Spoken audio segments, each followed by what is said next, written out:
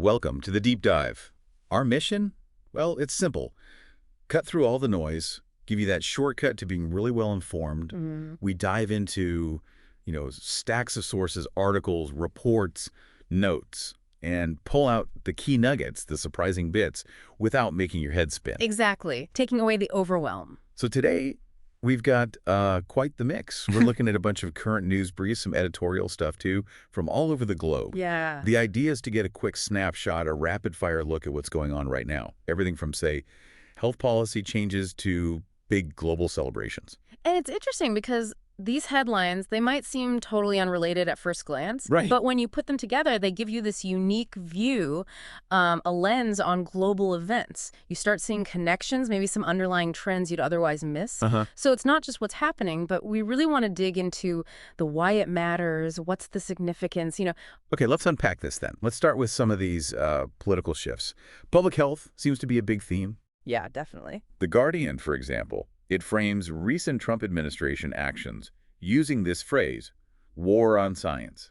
That's pretty strong framing. It is. And specifically, they talk about actions attributed to Health Secretary RFK Jr., things like dismantling vaccine advisory panels. Oh, wow. And halting booster recommendations. I mean, these sound like pretty significant moves, right? Considering what those panels usually do. They absolutely are. These advisory panels, they're normally, independent scientists looking at data, giving advice on policy. Right. The science part. Exactly. Yeah. And stopping booster recommendations. That directly impacts ongoing vaccination efforts. It's concerning, especially when you see the context our sources give us. Which is? The measles case is hitting a 33-year high. Wow. 33 years. Yeah. So connecting those policy changes to that statistic, it definitely raises big questions about the potential impact on public health, on community immunity. Okay. Sticking with politics, but shifting focus. Another pretty bold move reported from the U.S., this time involving Brazil. Ah, yes, the judges. That's right. Reports say the U.S. revoked visas for 8 Brazilian Supreme Court judges. Yeah, The Guardian points this out as part of ongoing political maneuvering. They link it directly to tensions and, support for former President Bolsonaro. Okay, so there's a specific political context there. Definitely. And it really shows a specific tool of, let's say, international diplomacy in action, doesn't it? Using visas like this is a way to exert pressure. It could potentially impact, judicial independence, international relations. It's quite a move. Right. Powerful lever to pull. Okay, let's shift gears now. Global conflicts, humanitarian developments.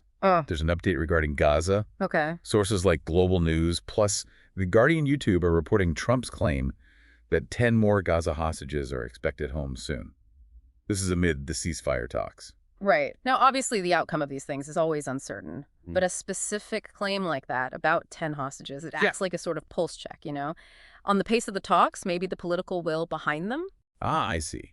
Like it could signal something changing. Could be. Could signal a shift in leverage. Or maybe it's even a tactical leak designed to build pressure. It's more than just another detail in a very, very complex situation. It offers a bit of potential hope, but, cautiously. Understood. Cautiously optimistic, perhaps. Now, over to Syria.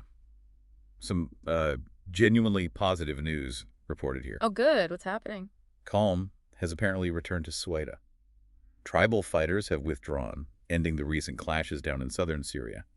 This is according to Wikipedia, Anadolu Ayansa, and Reuters. That is a notable positive step, especially in a region that's seen so much instability, so much conflict for so long. Yeah. Any kind of de-escalation there is welcome news, particularly because, those tribal dynamics can be incredibly complicated. So Yeah. A rare glimpse of stability. Good to hear. Definitely. But unfortunately, not all the news is positive. We have to turn to a really tragic incident in Vietnam. Oh, no. A boat capsized in Ha Long Bay. Oh, that's terrible. Tourist boat. Yes, a tourist ferry. Sources like Reuters and HongKongFP.com are reporting at least 35 people died when it sank. And 4 people are still missing. Oh, just awful. 35 lives. A truly devastating loss. Yeah. The impact of things like this is just profound. It usually triggers reviews of safety rules, maritime protocols. Right. And it can really hit the local tourism industry hard, too. It's just a terrible reminder of how unpredictable things can be and how vital safety regulations are. Absolutely. And speaking of unpredictable natural events, there was an earthquake in northern Iran. Okay. How big? 5.6 magnitude quake. Right, 5.6. So moderate, but definitely enough to be felt strongly. Reuters, YouTube, Anadolu Ayansi mention it rattled communities there. Yeah. And Iran, of course, is on major fault lines. They get earthquakes quite often. But 5.6 is still significant enough to cause real concern, for infrastructure, potential aftershocks. Definitely a worrying event for people in that region. Mm. Okay, let's pivot now from those serious developments to some stories that, well, they really highlight human ingenuity, collective spirit. And this first one, here's where it gets really interesting. Okay, intriguing. India has completed its first inter-hospital liver swap surgery. This was in Coimbatore. India Times reported it as a groundbreaking medical milestone. Wow. Inter-hospital, that's the key part, isn't it? Explain that. Why is that so significant? Well, the surgery itself is amazing, obviously, but doing it between hospitals, that requires an incredible level of logistical coordination. Just think about it, separate institutions working together seamlessly. Right, sharing resources, timing everything perfectly. Exactly. It sets a whole new precedent, really, for sharing resources, improving patient access. It could potentially open up a much larger donor pool. This kind of collaboration could save so many more lives. It's truly pioneering. That's incredible. Okay, on a more celebratory note, get ready for Moon Day 2025. Ah, Moon Day. Yeah. Nations all around the world are apparently marking International Moon Day. Lots of educational events planned honoring the Apollo 11 legacy. The Times of India and ABC News are covering this. What's really cool about this, I think, Yeah. is how it taps into that universal human fascination with space, right? Yeah. With exploration, with science. Globally. It's not just looking back at Apollo 11, it's about sparking interest for the future, Yeah. inspiring the next generation, especially now with all the renewed focus on lunar missions and beyond. Good point. Keep looking up. Right. And the cultural event making headlines. International Chess Day. Ah, chess. The events are highlighting India, specifically Rajasthan this year, under the 2025 theme, Every Move Counts. That's from the Times of India and India Times. I love that theme. Every move counts. It really highlights the global reach, the cultural weight of something like chess. It's all about strategic thinking planning. And focusing on Rajasthan, with its incredible history, that adds this wonderful cultural layer, the theme itself. It works for chess, obviously, but it also kind of speaks to the bigger idea of how individual actions contribute to, collective progress. That's a great connection. Every move counts. Okay, finally, let's touch on the global economy. Yeah. The IMF, the International Monetary Fund, they're getting ready to release a revised global forecast. Ah, yes. The IMF update.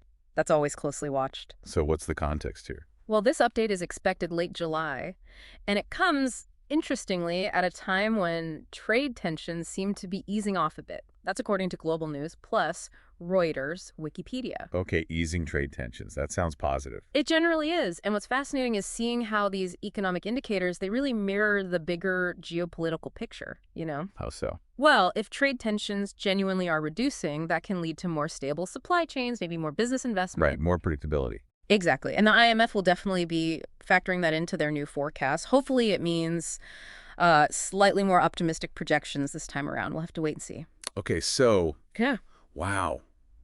That was a lot in a short time. What does this all mean? Yeah. We've jumped around quite a bit. We really have. I mean, think about it. Global health policy, international politics, medical breakthroughs, tragic accidents, natural disasters, then cultural celebrations, economic forecasts.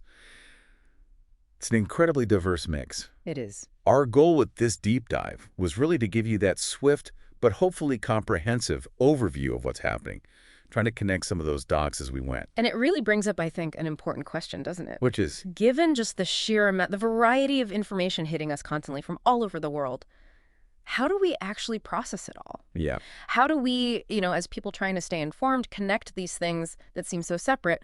How do we build a coherent picture of the world from all these fragments? It's not just about knowing the individual facts. Right. It's about seeing the links, the influences between them. Exactly. So that's the question for you listening right now. Yeah. How do you prioritize? How do you make sense of this constant flow? What connections do you maybe see between, say, a public health decision in one country and an economic forecast globally? Or between a scientific achievement and, unfortunately, a natural disaster elsewhere. Yeah. It's all part of the complex world we live in. We really encourage you to keep exploring, keep asking questions and keep connecting those dots in your own journey of understanding.